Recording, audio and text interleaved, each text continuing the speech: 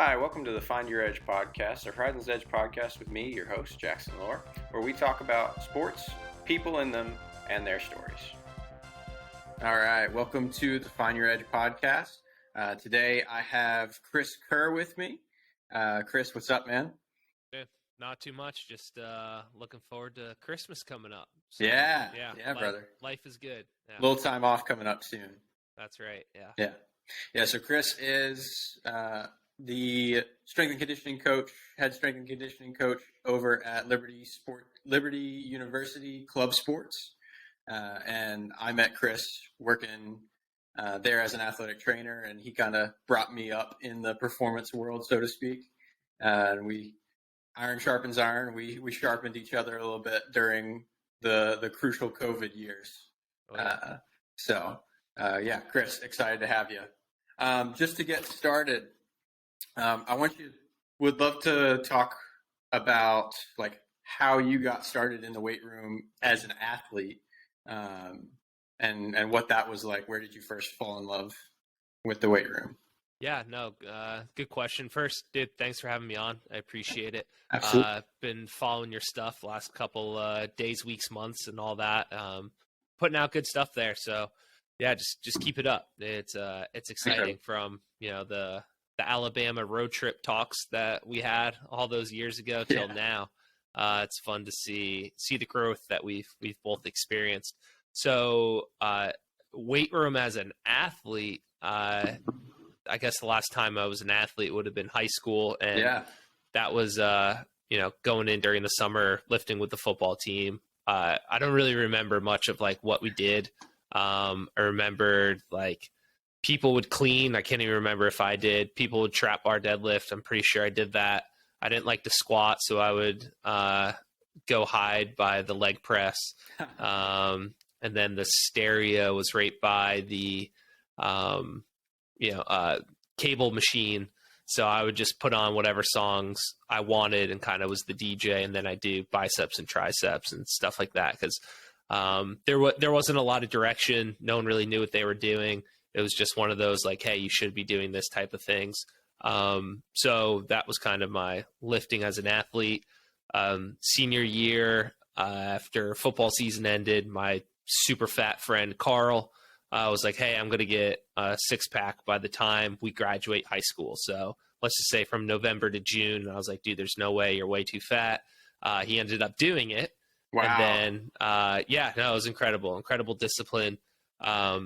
And so he started getting attention from the ladies. And I was like, well, cool. I want that too. How a lot of people kind of get into working out, right? Look good naked. And so from there, we went through our entire freshman year of college and then the summer going into our sophomore years. So this would have been 2011. I just started working out and went with my friend Carl to the gym every day. Got a bunch of t-shirts, cut the sleeves off, all that.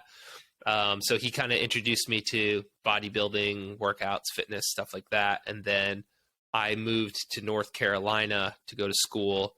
And in August of 2011, he texted me, hey, turn on ESPN. And it was the most jacked, shredded, ripped out dudes I've ever seen in my life at the CrossFit games. Wow. And so then and there, I was like, okay, perfect. I'm just going to Google this, do this stuff. And so that's when I started doing CrossFit. Came to Liberty University in summer of 2012. If I moved, here August 1st, August 2nd, I literally signed up for CrossFit Lynchburg. And for the remainder of my undergrad, I just went to CrossFit Lynchburg every day, twice a day if I could. And that was kind of how I really got into all of this, and then met the right person. And he got me my job at Liberty solely because I knew him. I wasn't qualified or anything. And that kind of began the transition into the sports performance world versus the just look good naked world. Yeah. Cool. So had you been coaching in CrossFit for a few years before you got that? Okay. Yeah. So I grew up not really good at sports. I was only good because I had like the IQ for it. Yeah. So in youth sports, when everyone's kind of the same size, same weight classes, no one's that much bigger, stronger, or faster. I was really good. So like first, second grade, I was the man. And then as, people developed, I became just very normal or average. But I always had a good IQ, and that's kind of what led me into the coaching side of things. But once after like a couple months of being at CrossFit Lynchburg here, I went and got my level 1 certification. So that was over Thanksgiving of that may have been 2012. Okay. And then basically just, started coaching at CrossFit Lynchburg the next week. Jared and Amanda were awesome to me. The owners, giving me that opportunity as just, this young college kid. Yeah, that's sweet. Mm-hmm. And then so talk to me about your first year at Liberty. What were you in charge of, and what, did you feel prepared? What kind of things were you doing to help get yourself prepared? Yeah. So I went through undergrad with the sole intentions of working at owning a CrossFit gym. Like that was it. That's all I wanted to do. It was very tunnel vision towards that. My internship was, working at CrossFit Lynchburg. And that was kind of like the path and the route that I wanted to go down, just because it was an extreme passion. And anybody who's done CrossFit within a gym would, say that that's the experience that they had too. If you kind of do it on your own in your garage, it's whatever. But when you have that like community and group of people, like it's unreal. So that was the sole intention. However, a phenomenal human being that I met, Dave Semenina, he was just like, hey, apply, like, would you ever want to be a GA? And I was like, not really, but yeah, sure. Like that sounds like something to do after college. Like I didn't really have any plans. A couple days later, he's like, oh, never mind. Like that's not an option anymore, but apply to this job. So applied to this job, came in for an interview, didn't really, didn't really want it like crazy. So there was no real pressure for me. So I just kind of showed up, answered questions. Then they brought me in for a workout. So did that. And the third time they brought me in, they're like, okay, you're going to have a job. And I walked out and I was like, oh, okay, I guess I'm doing this now. Just totally fell into it. Didn't necessarily want it. It just kind of happened.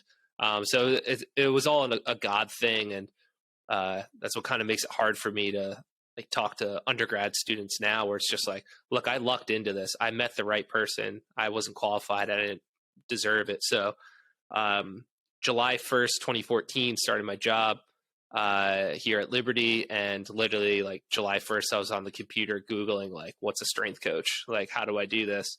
Came across Mike Boyle, strengthcoach.com. So I was like, okay, this works. Read through all of his stuff. Again, I'm heavy into CrossFit and weightlifting at the time. So all of his single leg stuff, I was like, all right, that's for pansies. Like, this is dumb. And so basically everybody does it when they're young. Like, you don't really have original thoughts. You just steal from people and put it together. Oh, yeah. So I took the best of what I knew from CrossFit, and through my experiences of working, when I say working, it was like loosely observing our football team here and Coach Bill Gillespie. And I just applied that to, my own kind of style of coaching. And so all my workouts were clean bench squat, because that's what I knew from Coach Bill. I was very, I thought, proficient at like coaching and teaching large groups from CrossFit.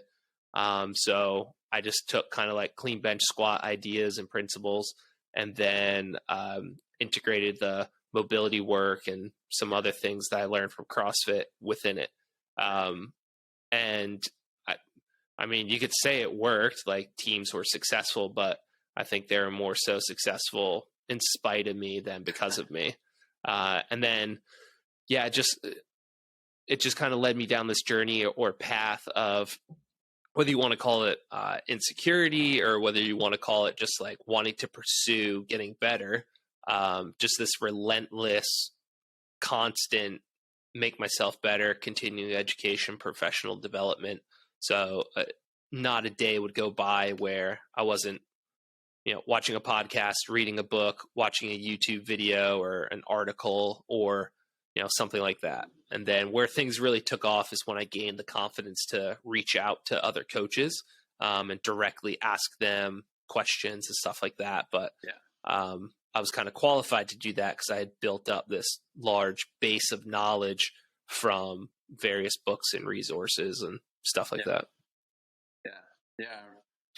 I'll tell you, man, I miss the war room, so to speak, where the 5-6 of us are just chilling, talking to Cal Dietz or Chris Corfist or.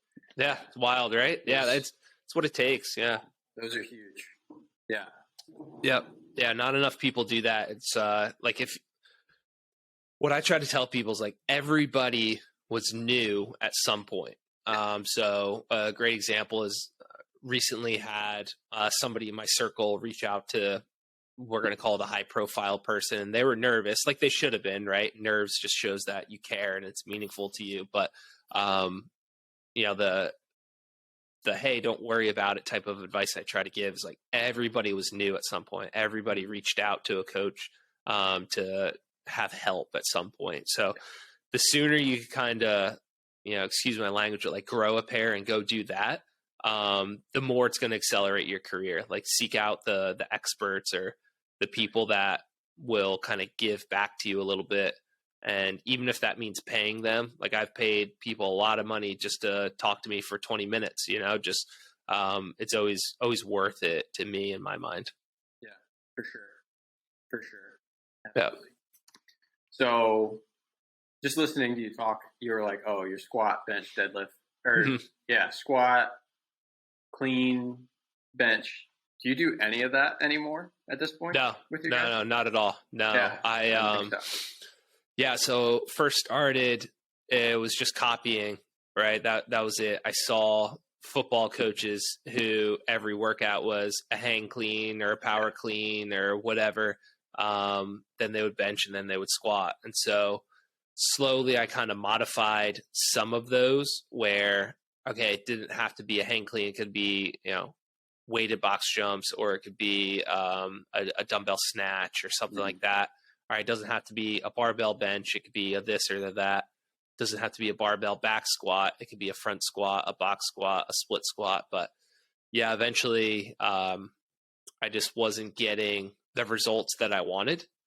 And then one day in the weight room, I realized my best weight room people, because of the exercises that I was choosing, were not my best athletes. And for me, I only work with hockey now, so I'll just relate everything to hockey, but they weren't my best athletes on the ice. And so there was this disconnect. Right. And a lot of my, best players on the teams didn't enjoy the weight room. And so, when I really, I don't know, so maybe drop the ego of like, I know what I'm doing, like this is what's good for you, and kind of realize like maybe I should be making it so that if you're the best player, you're the best in the weight room too, and modified things that way. That's when things really kind of took off. Got tons of buy-in from the players, the coaches, and that was pretty validating to kind of make that change. So zero Olympic lifts, will dumbbell snatch-ish every now and then. I completely stay away from barbell bench, and then we haven't done a traditional back, front, or box squat in probably 4, maybe 5 years.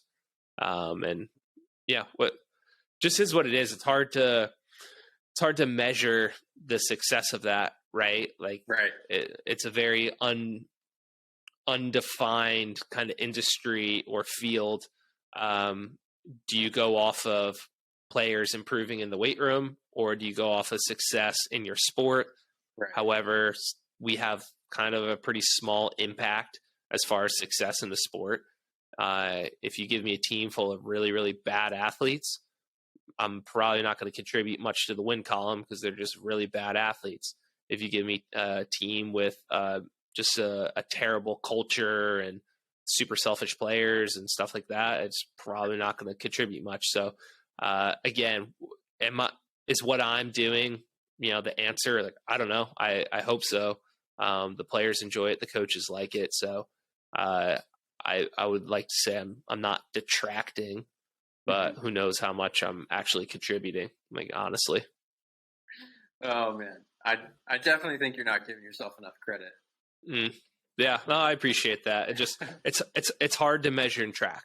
That's basically it. Yeah, and that's the thing is because and I think this is something a lot of people don't understand is that as a sports performance coach, as a strength coach, we want our athletes to perform better on the field. Yeah. And sometimes there's carryover between performing better in the weight room and performing better on the field, but only if we really have everything dialed in. Yeah, 100%. You mentioned like, hey, your best performer. You noticed this thing of where your best performers in the weight room are not necessarily your best performers on the ice, and vice versa, right? Yeah, exactly. That's the Tony Holler. Feed the cats kind of approach.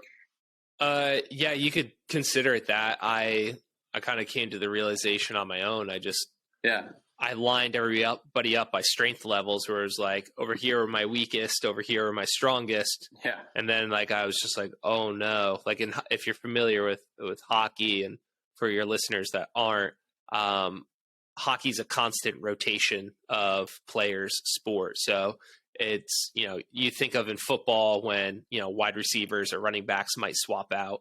Well, your quarterback never swaps out. Your offensive linemen never swap out. But in hockey, other than your goalie, constantly, if play goes for 10 straight minutes, players are going to be on and off the ice. So with that, they kind of match it up in what's called lines. So you have your first, second, third, fourth line of forwards, first, second, third, maybe fourth line of defense. So your first line is typically your people who score more and stuff like that. So I lined it up and I was like, okay, down here where all my strongest players are, those are my fourth liners. And then when I work it all the way down here to, my weak guys, those are my first liners. Those are my guys that play the most, and those are my guys that score the most. Right. So once I realized that, that's when I really started to think I need to switch things up. Then getting into, as you mentioned, Tony Holler's stuff, that was kind of the validation I needed of, here's this, Tony wouldn't mind me saying, hopefully, of like, here's this older guy who has tons of experience just saying like, hey, you need to make the weight room fun, and your best athletes need to do the best in the weight room.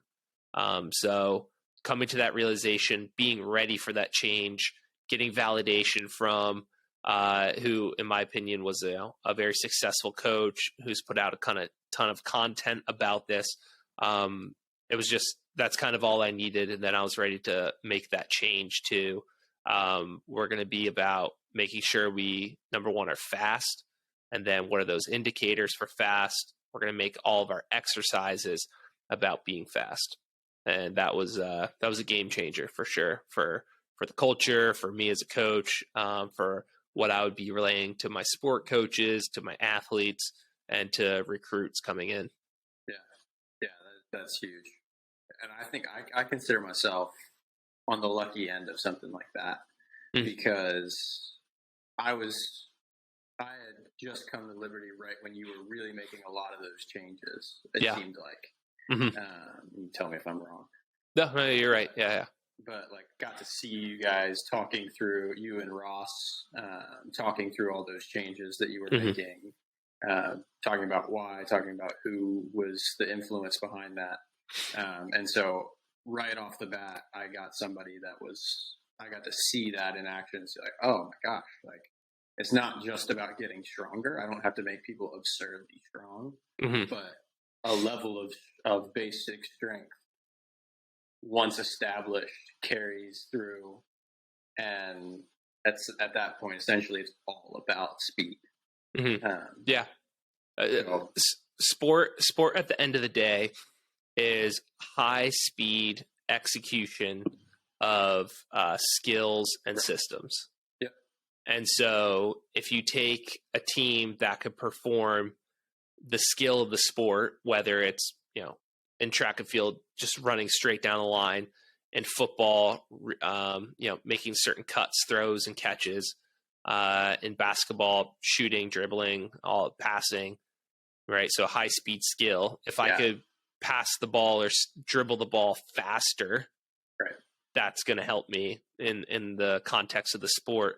But then also you need to be able to execute those speeds, those skills at high speed within the systems of the team. Yeah. And so really that's what we're looking to do with sport is high speed skill and systems execution. Yeah. And so if you cater your weight room towards that, and then your coaches cater their practices towards that, that's when the systems blend really well. But if you try to have a high speed component with a football team who just wants to run the ball and gain 3.5 yards, 4 yards per play, might not work, right? If they want to run the classic like quarterback, fullback, tailback, wingback, and 6-down lineman approach, you might be running the wrong program for the wrong team there. But that kind of goes into the systems aspect there. Yeah, for sure. Absolutely. Mm-hmm. I think one thing that would be helpful for other coaches if they're, listening in, is to hear like who have been the people that you've pulled the most from, mm-hmm. and what kind of takeaways have you gotten from those guys, those coaches? Yeah, I'll start in the early years, and then transition into hockey, and then kind of out of hockey. So early years, literally, I just Googled strength coach, and strengthcoach.com popped up, and Mike Boyle. So at the time, I didn't know enough, so I wasn't really ready to receive a lot of Mike Boyle stuff. I would have, read his stuff and been like, man, this guy is just so soft, right? But he talks about it in a bunch of his podcasts of most people will reach back out to me and be like, hey, sorry. And so, like same exact thing. If I see Mike Boyle, I'm going to say, hey, I used to think you were this, and now I think you're this, right? So very early, bought Mike Boyle's book, read that. That helped a ton, just understanding the differences between or balancing out horizontal pulls and pushes or presses, and vertical pulls, pushes, or presses, balancing out more knee dominant versus hip dominant. So that really laid a foundation of programming that I still use today. Louis Simmons exposed me to stuff that I don't know if I'd be where I am without reading or purchasing and watching and whatever, everything that Louis Simmons put out. He's the man. If you got to meet him when he was still alive, he left an impact for sure. I was fortunate enough very early to be able to go and train at Westside for a week, and then another week the following year. And just a guy who will talk to you about anything and everything. So what Louis Simmons did was kind of laid out, his Westside system for me, but then he also exposed me to different coaches, right? So when he's writing an article or a book, he's going to mention and talk about different things, different people, even so much as very recently, I think it was on a podcast or somewhere, I heard the name of a guy for conditioning stuff. So I Googled it, and lo and behold, there was a Westside article from 2003 that talked about this guy, right? So just cool stuff like that. What was the guy? I have him kind of pulled up here. Let me find the article. John Davies. Okay. JohnDavies. It was Chris Corfist was talking about conditioning and like GPP, and mentioned John Davies' name. And then there's an article from Westside Barbell just called General Physical Preparedness. And somewhere in here, Louis talks about John Davies. So just things like that. And, you know, reading Louis' stuff, he's going to talk about, you know, all the classic Russian coaches. And so really exposed me to that. And then the other one would be Joe DeFranco. I bought every single thing that Joe DeFranco had to offer, watched every single one of his YouTube videos a bunch of times. And he kind of showed me kind of that next level of training beyond the classic clean, bench, and squat. Because even, you know, Mike Boyle's a big fan of the hang clean.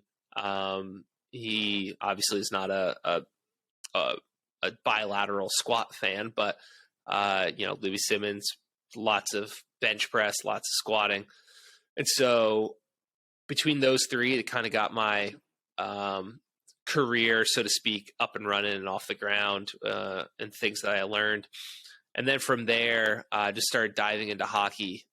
So biggest hockey guy for me is Anthony Donskov of Donskov Strength Conditioning, just a phenomenal follow. And he's written 2 books that are, they're 2 of the best training books that I've ever read. His second book, the Gain Go Grow model, it's just like, it's a piece of artwork, and I give it to people as gifts. I've probably handed out 10 copies of that book, not because it's such a phenomenal hockey training book, which it is, but it lays out a philosophical system, and I'm serious with that. He frequently quotes a philosopher named Karl Popper, like on, you know, one side of the page, just a quote from, you know, a philosopher, right, in a strength conditioning book. But Anthony Donskov, he's phenomenal. Another coach, Kevin Neild, another coach, Matt Price. Those guys are at the Bruins and the LA Kings, respectively. Devin McConnell has released some phenomenal stuff. So I was into his stuff when he was at UMass Lowell. Devin then went to the New Jersey Devils. Now he's with the Arizona Coyotes. Cam Davidson, back when he was at Penn State. Jim Snyder when he was with Wisconsin. I'm pretty sure he's still there. And then just other coaches, I would just kind of pick up the phone and call them. And then, like most coaches, you slowly start hearing about this thing called triphasic training and this coach named Cal Dietz. And then you start to get into that stuff. And so can't remember when, you know, bought triphasic training, read it, had my mind blown. And I was just like, okay, I'm going to kind of go all in on this Cal Dietz guy. And whether he was speaking at an NSCA conference, whether it was on his YouTube channel, whether it was his website, XL Athlete, wherever, slowly I started to hear the name of this guy named Chris Korfist. And so start looking up Chris's stuff a little bit. And that was simultaneously when people started telling me about this sprint coach named Tony Holler. So I got into Tony's stuff a little bit before Chris's stuff, actually, and kind of learned a bit about sprint training and whatnot. And once you kind of grasp the concepts and ideas with Tony's stuff, it does change a lot of things for you. And then we, through Cal Dietz, through Tony Holler, through Chris Korfist, through just kind of word of mouth, started hearing about this thing called RPR, Reflexive Performance Reset. Blair Bennett, Ross Garner, and I drove up to William and Mary, where Kerr, Wenham Flatt, and Eric Corum were at the time, and did an RPR certification with Chris Korfist. And basically we went because Chris was putting it on, right? And Chris's flight was delayed actually to get there. So we got an email saying like, hey, show up at 12 instead of like 9:30 or something like that. He's going to be a little bit late. But we wanted to meet Kerr. So we actually showed up at like 10. And so we showed up, you know, a little late on time-ish. And lo and behold, Chris's flight actually wasn't delayed. it was supposed to be. So he was there. And so we're sitting in the room and Chris is up there and I just raised my hand. I'm like, hey, can I ask you some questions? And I continued to pepper him for about an hour, hour and a half.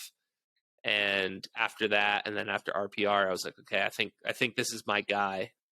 He has answers to everything and anything that I want. And so now here I am in 2022, and my go-to resource for everything is Chris Corfist. And for the coaches out there listening or the athletes out there, there are so many articles on the website Simply Faster. Chris has content on his and Tony's conference website, Track Football Consortium, and just tons and tons of podcasts. The Kerr Wenham Flat, who's a rugby strength coach, his podcast with Chris Corfist. I think they did that in like 2018. I could be wrong, maybe 2017, and I've listened to that at least 10 times.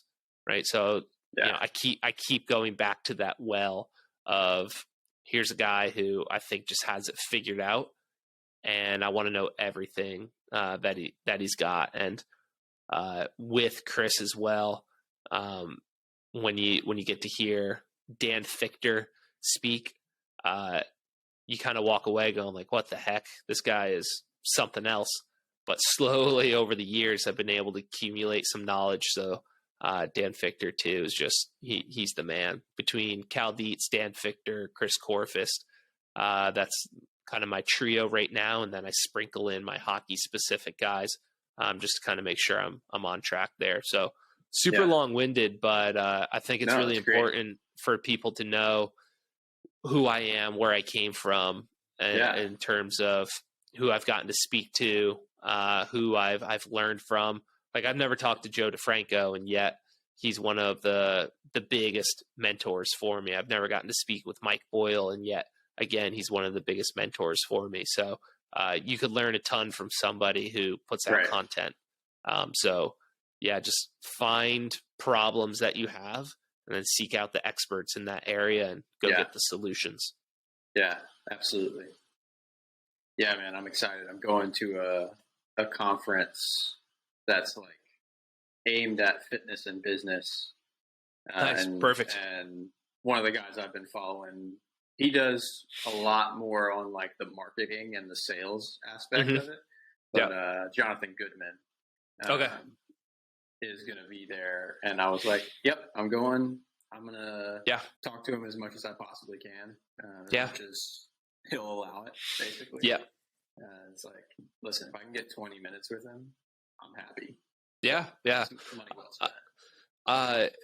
Again, everybody was new at one point, so I could probably definitely go overboard in asking people questions, but if I find like the right person who's like, okay, here's this guy who's just young and hungry, and I also do my homework, right? So this past weekend I was at TFC in Chicago, Track Football Consortium, and I go for Tony, I go for Chris, I go for Dan, and typically Cal Dietz. But if there's other speakers there that are beneficial, worthwhile, heck yeah. So I've always wanted to hear a jumping coach, like track and field jumps coach, Rob.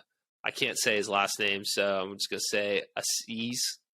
I've always wanted to hear Rob speak, and he was there. Perfect. So I don't just show up. I listen to his podcasts and I read his articles, so that way I could comprehend his content better and just ask better questions. Right. If 3 months ago in a podcast he explained X, Y, and Z, I don't want to show up there and waste his time or my time asking X, Y, Z. And if I could, ask for clarity of like, hey, Rob, 3 months ago on a podcast, you said this, can you just kind of, then he's going to know like, okay, this guy's invested in me. And I learned that the hard way. There was a hockey coach named Peter Twist, and I went up to him after a conference. He spoke at an NCAA conference. I was like, hey, that was really good. Do you have any like other resources, like stuff I could buy? And he was like, oh, I wrote a book.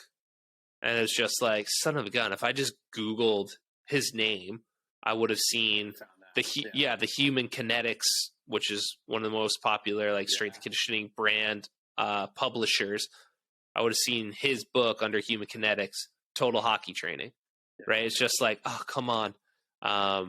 So again, long-winded for this weekend. Les Spellman, who's a big dog in the speed world. Speed football, yeah. He has a 1080 sprint. I have a 1080 sprint. I know that he's presented a webinar for 1080, and I've watched it probably 3 times already, but I watched it again last week in preparation for this conference where I was hopefully going to get to talk to him, just because, again, I don't want to waste his time and I want to make sure that I'm getting the most out of it. So going to conferences or when you talk to these coaches, make sure you do your homework, and it's going to make everything better. You're going to be able to ask better questions, ask for deeper understanding rather than kind of just like surface level stuff. So if I were to go up to Chris Corfus and be like, so you do these spring ankle exercises, and he'll be like, yep, I do it for this, this, and this. That's just surface level. Like, no, I want the deeper stuff. And that was kind of evident this weekend where whether it's Rob Assis or it's Chris Corfus presenting something, they show an exercise, and then I'm able to ask, like, would you do that on a slant board? Yeah. And they're like, yeah, we do that. Or I'd ask, okay, what did you do before this, and how are you going to progress that? Right? Just because I've done my homework. I've seen different things versus what they're just presenting in that one-day snapshot.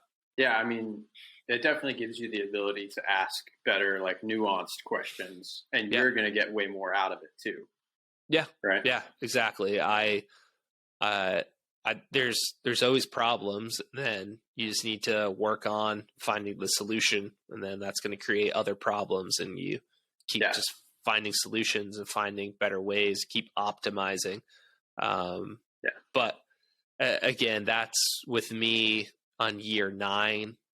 This will be season, I forget, I think it's 27 and 28 of coaching college hockey, right? Because for a long time here at Liberty, I coached all 5 teams. So my learning curve is pretty accelerated. So me in year 9 is comparable to a normal hockey guy in year 13. So, I've had a little acceleration there. So in the very beginning, like I kind of already laid out for me, it's just, you just got to copy people. You got to copy people, survive, and then slowly for your athlete population, your facility restrictions, whatever, then you're going to start to kind of create your own artwork. But until then, just copy somebody's ideas, and then through solving solutions, 9-10 years later, you're going to go, oh, whoa, I kind of got my own system here. This is crazy.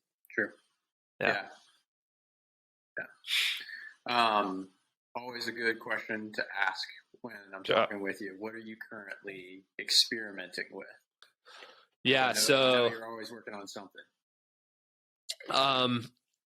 I've been working on this for a long time with force velocity profiling, with profiling athletes, 1080. So 1080 Motion is kind of the umbrella company, and they've created different training machines, one of which is a 1080 Sprint, which being at Liberty, we're super blessed. Working for Kerr is an incredible blessing as well. And so he believed in me. Dr. Jonathan Chung and then Dr. Jared Hornsby had a conversation, and I kind of popped my head into there. And through Dr. Hornsby's kind of networking, a couple months later, I had a 1080 Sprint, which is pretty wild. So I only have 10 meters to run with my 1080 Sprint safely. I run in the hallway of the ice rink. If I go past 10 meters, it's just not safe anymore. There's just too many doors and too many risks involved. Yeah. So with a 10-meter sprint, it's not far enough to collect force velocity profiling data. So I've just been constantly thinking, how can I bring that 20, 30 meter concept or idea and bring it down to 10 meters. Now, 1080 has developed a button literally that you click and it gives you a force velocity profile. You don't have to go through the classic JB Marin spreadsheets anymore. However, I don't have that distance to run. True. So in season, which is late August till end of March, I can't be profiling my athletes. And for the most part, that's when the bulk of them are there. So, all right, what am I to do? So through watching everything that kind of JB Marin has put out, through a few webinars on 1080 Motion's website, through talking with people, I've kind of laid out these step-by-step type of things with what you need for flow. Once you force velocity profile, like what you're actually looking for. Yeah. So I was super naive going into it, where I just thought like, oh, I have this machine to test now. I just click a button and it's going to categorize people into they're slow because they don't have velocity, or they're slow because they don't have force.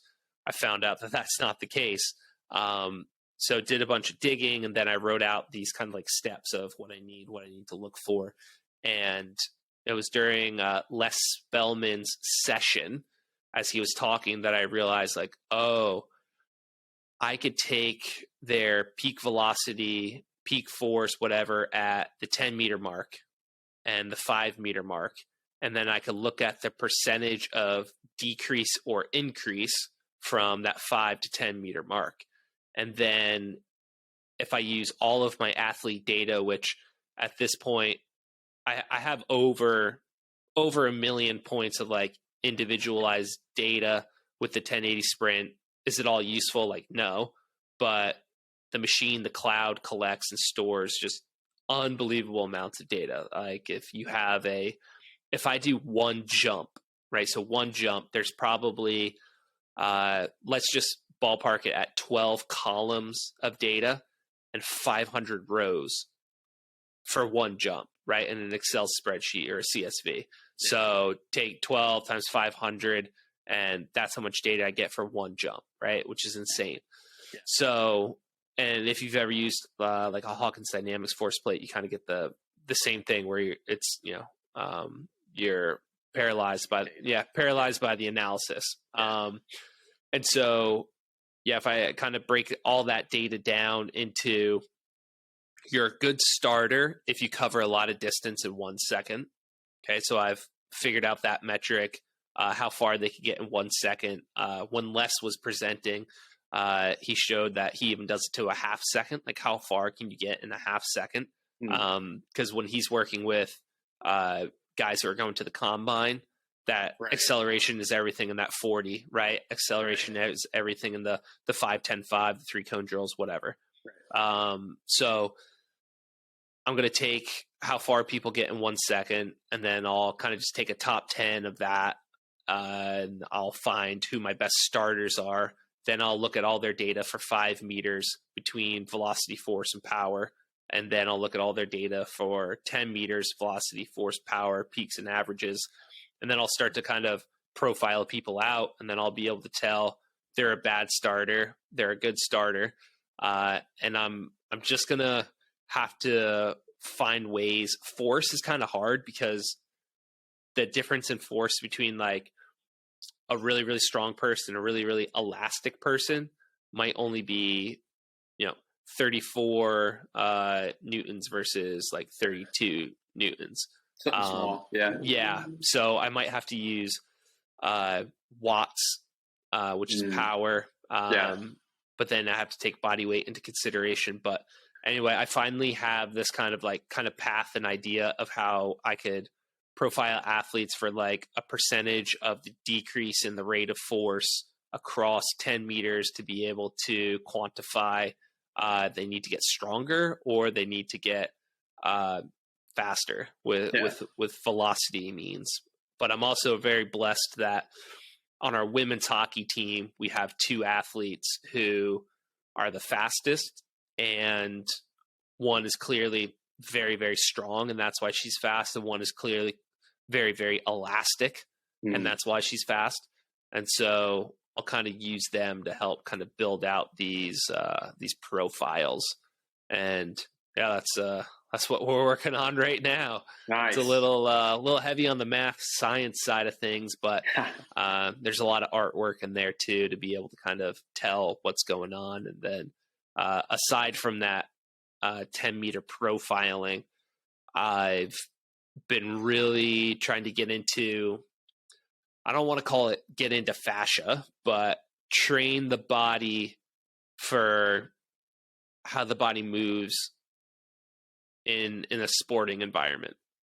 Okay. So years ago when I was coaching our wrestling team here at Liberty, I didn't know enough big names. So I just, started Googling names, and there's Zack Snyder, who was a very successful heavyweight, a Jordan Burroughs, a Jaden Cox, but then there was this also wrestler named Kyle Dake.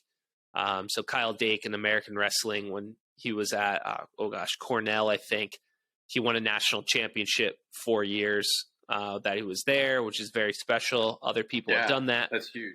But he was the first to do it, moving up one weight class every single year. So freshman year, let's just say, I'm making this up because I don't know the specifics, but let's just say he went like 133, 141, 149, 157, something like that.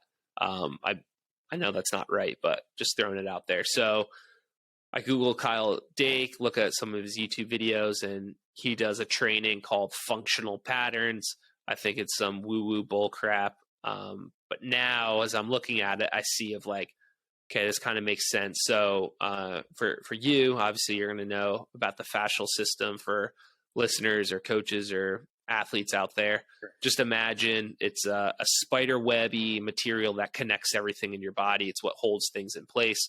Kind of has a mind of its own. But when we're training, if you're doing like a sideline open book, yeah, you might be creating a little bit more thoracic rotation on that one side. But when you're rotating thoracically in space and in life, as this is my right shoulders, this goes back, my left shoulder's coming forward.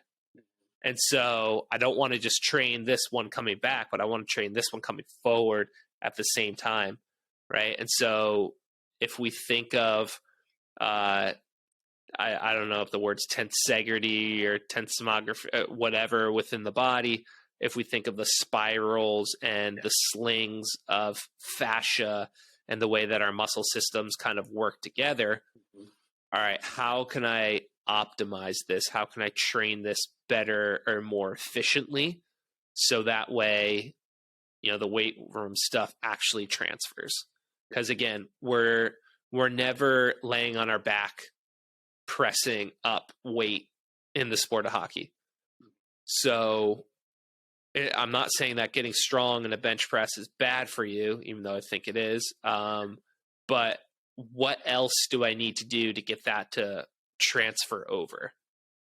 So it's good to have a strong horizontal press, but it's better to have a strong horizontal press on your feet, being able to transfer that force from the ground into your arms, your hands, your stick, or whatever. So whether it's through med ball throw variations or whatever, just trying to find ways to get that to transfer. Yeah. And a lot of that comes from a podcast that Cal Dietz did with Mike Guadango and Alex Brooker, the Mike Brooker Show. During his second podcast, he was talking about how he's developed his systems all around testing in like planes of motion or whatever that aren't just testing exercises, right? So Cal gives the example of if my back squat goes up and then I stop back squatting for 3 weeks and it goes down, did I get weaker? So you got to be able to test that. And you need to be able to test that through means that aren't the back squat. Because if I, work my back squat up and then I cut it out for a month and a half, right? 6 weeks, but I'm jumping just as high, just as far, and running just as fast. Again, the question is like, did you get weaker? Or did you just lose the skill, lose the patterning of back squatting? So once I really started to think that through, it was like, okay, how can I test athletes in ways that aren't just exercise specific tests? Because again, I haven't seen a hockey game where there's a barbell or a trap bar or a dumbbell out on the ice.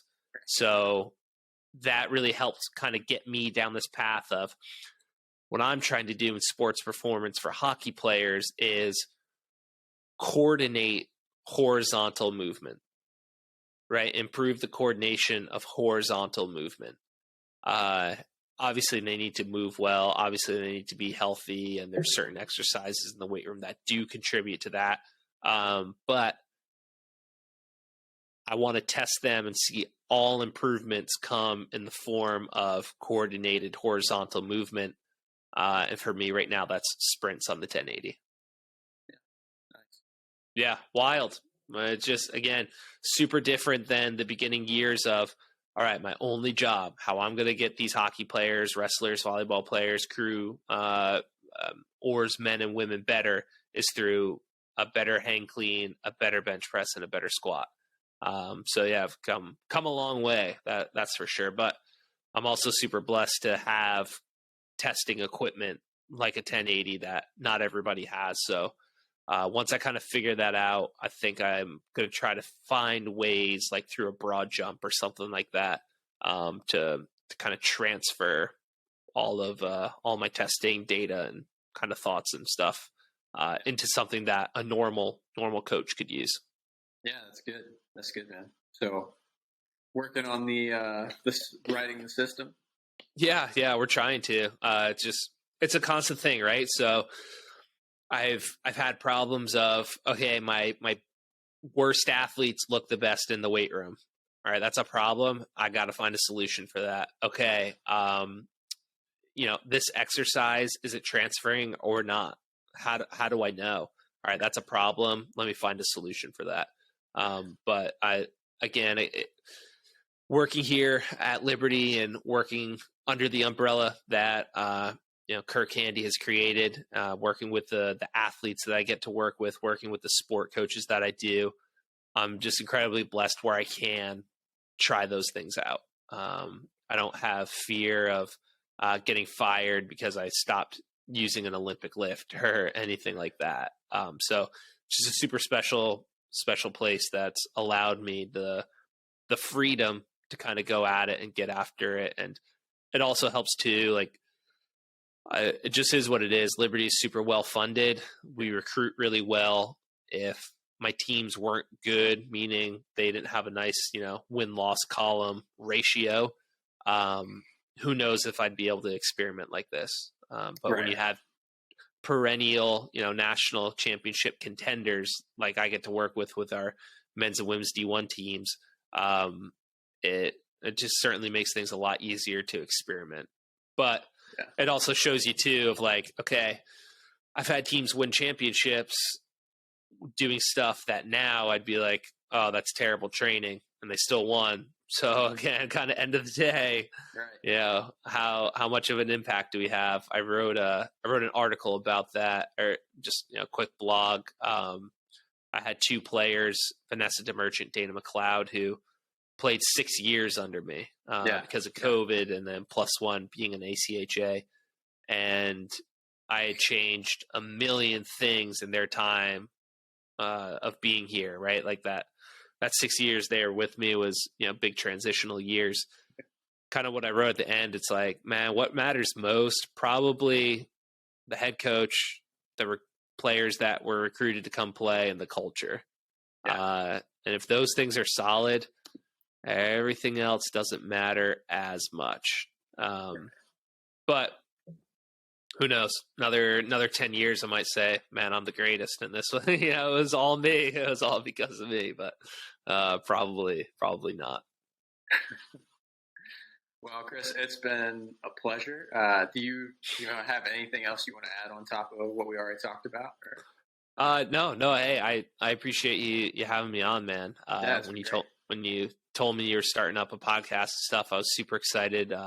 Like I said, I've been subscribed to everything, so I see your videos popping up on YouTube and the social media accounts and stuff like that, and I'm just fired up. That again, like I think it's because your training is similar-ish enough to mine that I think it's good. You know what I mean? Yeah, but it's fun, and we'll continue to kind of iron sharpens iron, like you said there in the beginning, and sharing stuff. But yeah, dude, appreciate you having me on, and anything good you have, make sure you share it with me first, so absolutely I could be the first to know. Okay, give you the edge.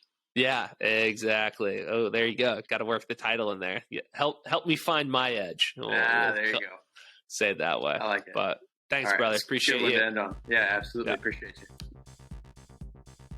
Thank you guys for tuning in and listening. I hope you guys enjoyed it. If you did, be sure to like and subscribe.